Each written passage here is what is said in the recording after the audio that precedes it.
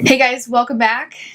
This video is gonna be what it's gonna be. It's as good as it's gonna get. I've done it like 12 times, so let's fucking do this thing. Okay, let's talk about codependency and narcissism because I feel like this is a topic that a lot of people are very interested in. We throw around the term narcissist, codependent a lot, and many of us don't really even fully know what that means or where they're coming from. So let's dive into it. How do we heal this shit? What's going on?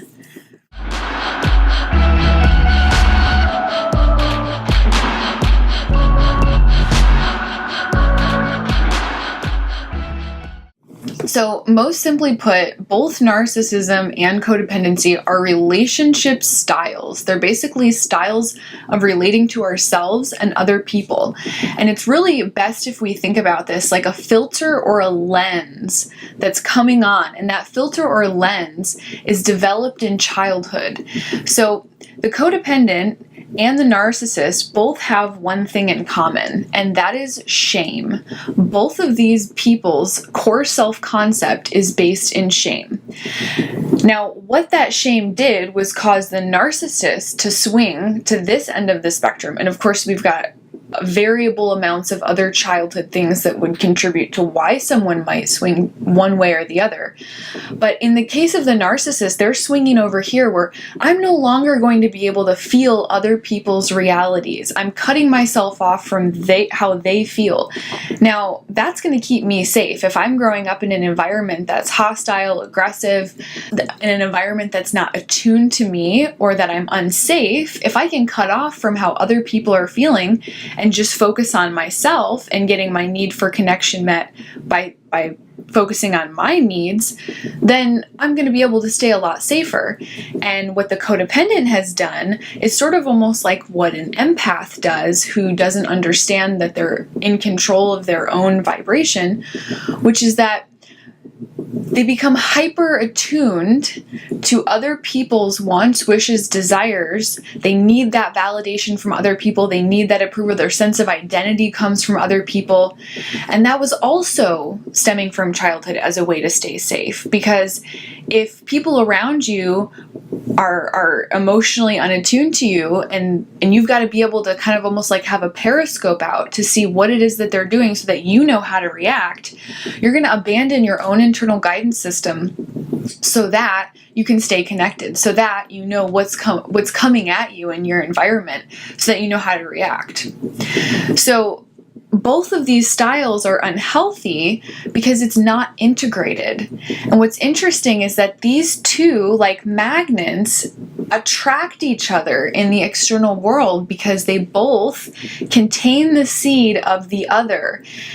And because they both have the same vibration, which is shame. So they're both operating out of the same frequency, which is why they're a match to each other to begin with. So I've talked about this many times before, like the types of things that can cause this might be enmeshment in childhood. So your wants, wishes, and desires were not taken into consideration. That can cause you to be narcissistic or codependent. And same with abandonment trauma. We can pull away or we can come closer. We can either abandon ourselves or we can abandon other people. But either way, it's a way to try to stay connected. It should be noted that it's not actually possible to abandon yourself or something in your external world in isolation because nothing is happening in isolation. If you're abandoning yourself, you're abandoning other people, and if you're abandoning other people, you're abandoning yourself.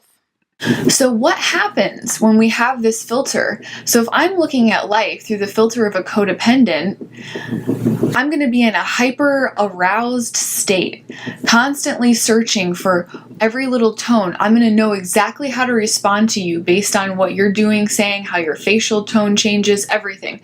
So my nervous system is going to be hyper aroused. So the narcissist knows that the codependent requires their approval in order to thrive and function. So what they do often is withhold that, and then when the codependent starts to pull away, The narcissist will then rush in, make sure, or give them their space, whatever they need to ensure that that codependent person is going to come back and then meet their needs. It's all about trying to get needs met. So the codependent is trying to get their need for approval, closeness, and connection met. And the narcissist is trying to get the need of approval, closeness, and connection met. How they're going about that just happens to line up perfectly, because the codependent will oftentimes not leave the narcissist because their identity is so enmeshed and wrapped in with the narcissist. And the codependent needs to leave the narcissist in order for the narcissist to realize eventually that they have to be able to see, hear, and feel into other people's realities in order to be safe. And that actually the way that they're functioning is actually, even though it seems to be keeping them safe, is actually keeping them from authentic connection. So the narcissist is after what? Narcissistic supply. Someone to supply their sense of self and identity, even though on the outside they seem to be so self-assured. And what's the codependent after? Ironically, the same thing. They're after someone to meet their needs, meet their sense of self, approve of them, give them the praise that they need and want and desire. But this becomes a dangerous dynamic because the narcissist is only willing to do that to the degree that the codependent is meeting their needs. And the minute that somebody stops holding up their end of the deal, it becomes extremely toxic. We often also like to think that the codependent is the victim in this scenario, but I will assure you that both parties are victims of victims. They are both victims of childhood abuse. They are both psychological adaptations of victims. Both contain shame. The most common example of the codependent that's extremely toxic is the wife or husband of an alcoholic. Now, this person will basically put a bottle of alcohol in an alcoholic's hand so that that person will still need them. Because if you need me, then you're sure as fuck not going to leave me. So oftentimes, the codependent will find somebody who may be narcissistic, but is also an addict, or dysfunctional in some way, or extremely overweight, or not able to care for themselves, so that they're basically forced to be needed by that person. Now, the common example of the narcissist might be someone who's maybe avoidant in their attachment style, avoidant emotionally, not emotionally available. Not only is that going to be attractive to someone who grew up with that style of relationships in their family home. So it's like, oh, remember, whatever your definition of love was in childhood, when you see that in your adult life, you're going to feel like that's love. Now, if you're codependent and you really need someone that bad for your own identity, for your own sense of self, and for validation, you are perfect for a narcissist because you're not going to leave. So one thing that I want to clarify, you know how I was just saying that narcissists and codependents both have a core self-concept of shame. It's really important to notice how the portrayals that we have of narcissists are this egotistical, self-conceited, I'm going to take a bunch of selfies of myself, I love myself kind of thing, right? But that's not really what's happening. That's the sort of facade that's being presented. But underneath that is deep, deep shame and wounding around the self. And I would even go so far as to say self-hate. And in both of these situations, you've got two self-haters manipulating each other to get their needs met. And this becomes addictive. If you fall under the category of codependent or find yourself having codependent traits, for you, it's going to be all about coming back to yourself. It's going to be about how can I validate my own wants, wishes, needs, and desires outside of what other people are thinking. Just even starting to notice the ways in which you're altering your own sense of truth, your own authenticity, how you really feel in any moment, so that you can get the desired reaction from someone else, so that you don't upset someone else. If you start to notice that, notice how uncomfortable it is to actually separate off from a part of yourself just to get that connection. And then maybe eventually we can start to reformat the way that we see, so that we realize we don't have to actually cut ourselves off from parts of ourselves to get that connection that we so desperately need. If you fall somewhere on the narcissism spectrum, start to have compassion for yourself. Why is it that you cut off from your own internal guidance system as well? Why did you cut off from other people's internal guidance system? Why did it benefit you to cut off from attuning to other people? And then how can you find ways to start reattuning to the world around you? Now, chances are, if you're on either end of the spectrum extremely severely, maybe you won't even be watching this video, or maybe you won't think, I'm not a narcissist, I'm not codependent. Those have bad connotations.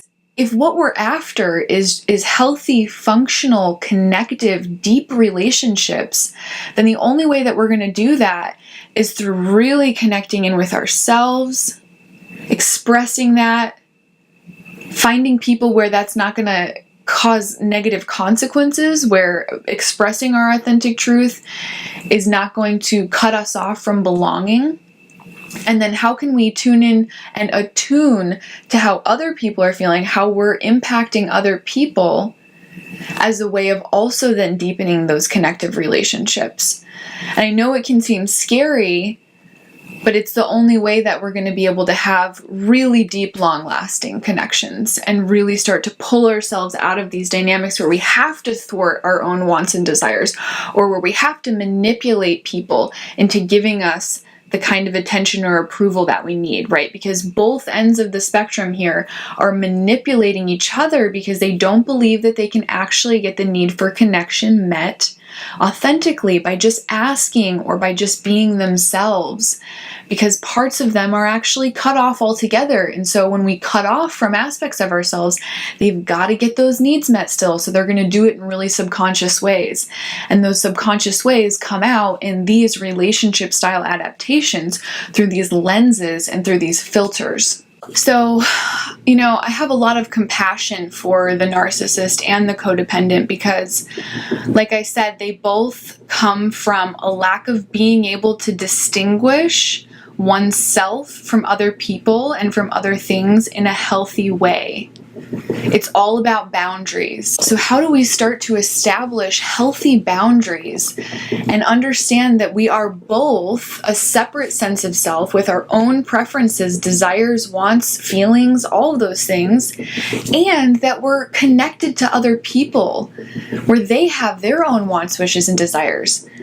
So in order for us to have like a world where people are actually feeling into each other and feeling heard, seen, and felt, so we don't have to manipulate each other, we've got to be able to establish those healthy ways of integrating that we both are distinguishable and non-distinguishable, and that we get to determine through conscious awareness how we're defining those boundaries, and how having a separate sense of self and a deeply close, attuned relationships with others are going to help us to become more integrated and more whole.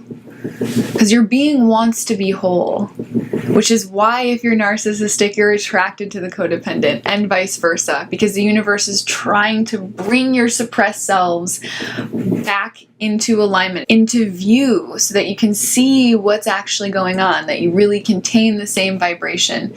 Your polarities, but yet you're the same. I want to name a couple of traits from each side just so that you know what exactly this might look like. So somebody who's narcissistic might have a very defensive personality. They might demean other people. They might be emotionally dismissive. So if you say something to them, they might say, "Oh, that's stupid," or, "Why do you always do that?" Something like that. Anything that's going to basically shirk how you feel, to kind of dismiss you, avoid. Anything that's going to be a threat to their ego or a threat to their sense of self and their identity that they have built up in their minds, right, which is not the subconscious truth of what's going on with them, that's going to be met with some serious resistance. So if you're threatening their appearance or something that they do or something that they believe, there's going to be a very large egoic reaction. The narcissist is also not going to like to be challenged because, again, this is challenging their ego, their sense of self. So if you have an opinion that's different from theirs, It's going to be a very strong pushback. So what are some examples or signs that you're a codependent? Someone who is codependent will oftentimes consider themselves a self-sacrificer, somebody who sacrifices themselves for others. This is because of their attachment to being good. If you suffer with codependency, you will have to be willing to see yourself as not good and say that the sacrifices you're making are to meet your own needs in the long run. Other things codependents struggle with are having difficulty making decisions, having difficulty telling how you feel, because remember, you're cut off from your own internal guidance system, valuing the approval of other people over the approval of yourself, and also having difficulty communicating in relationships, because again, if you're going to say something and someone might not like that and then they're going to disconnect from you, that's not okay. So you're going to want to you're tiptoeing around what you're going to say. How do you communicate? You might even avoid conflict by laughing or avoiding the situation so that you don't have to deal with whatever that's going to bring you, because you don't want to deal with that. That's going to mean conflict. That's going to mean disconnection. And then it's interesting because if you Google codependency, it'll say low self-esteem for a codependent, but not necessarily for a narcissist, just like on the baseline research that you do. But again, both are going to have low self-esteem, definitely. So I really like how Lisa Romano puts this. If you don't know her, she's a recovering codependent who does videos on all kinds of mental health stuff. She's a very, very interesting woman. What she talks about, which a lot of other metaphysical, psychological people talk about, are these crystalline structures or these thought structures. So how I was describing this lens to you, it's not even just a lens. It's like a grid that you're operating out of, this programming basically that you developed in childhood. So we really have got to stop demonizing adaptations, demonizing personality adaptations, because all of those things can be healed with awareness and with integration, which means being willing to see those things, meet their needs, find out why they're there, feel into their internal worlds, all of our parts. But I really like how she put that, this is a crystalline structural grid. This is a pattern that your brain is operating off of. It's a map. So everything that you do and see is going to be based off that map. And the only way that we're ever able to start making different choices and have different awareness is by shifting that grid a little bit, slowly, piece by piece, through self-awareness. If you guys are interested in working with me, I do one-on-one completion process and parts work sessions. I've never said this before at the end of a video because I think it's so annoying. You guys have fingers, and if you wanted to subscribe to my channel, you would have by now. But sometimes I feel like it's helpful to just say do it, because you probably should just do it. You should probably like this video. And if me telling you to do that annoys you, then that's fine. You can just go away forever. See, look how uncodependent I'm being right there.